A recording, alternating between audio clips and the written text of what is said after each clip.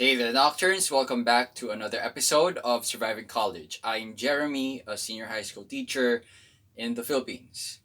For tonight, I'd like to talk about a certain buzz term that probably has sprung up a long time ago, but it seems like it's a term that's constantly being understood again and again because it is prone to misinterpretation, and that term, ladies and gentlemen, is what we call quiet quitting. Quiet quitting is a kind of work trend that refers to quitting not the work itself, but quitting the idea that your life revolves around your job. And I think this is very relevant to people in their early 20s and sometimes mid 20s because since they start off without having proven anything yet, they are most likely to place their job on top of their priority list. Why? Because they might maybe that's their only source of validation.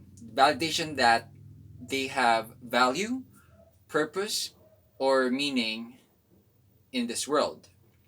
And I had been through that phase during the first 3 years of working as a paid professional. And yes, I kind of sympathize with those who have that idea. Now, quiet quitting is done by those who eventually graduate from making work their center, all right, to living a meaningful life that's not dependent on one's paid job. Like right now, my priority is not so much my job anymore as much as what I envision myself to be doing when I get older. Okay? Something is far more important to me now than simply being promoted at work or being recognized for my achievements. What's most important to me now is simply, yes, it could sound stale, but it's simply to have more time to do what I want when I want. And that has nothing to do with work all the time. And if I do, yes, not this is not to say that I don't do my best at work anymore. I still try as much as possible to maintain a high caliber performance, the kind that I've always demonstrated in my current company, but I do it with um with self-control. Meaning to say I don't burn myself out anymore. I don't subject myself to sleepless nights when I could just do everything gradually. When I, for example, grading papers, perhaps 30 a day instead of everything, let's say 100 papers in one sitting. I don't do that anymore. Okay? Because right now I value my health. I am not getting any younger, so I really need to watch what I eat. Yes, getting enough sleep, that's what I'm prioritizing now. Sleep, regeneration, etc.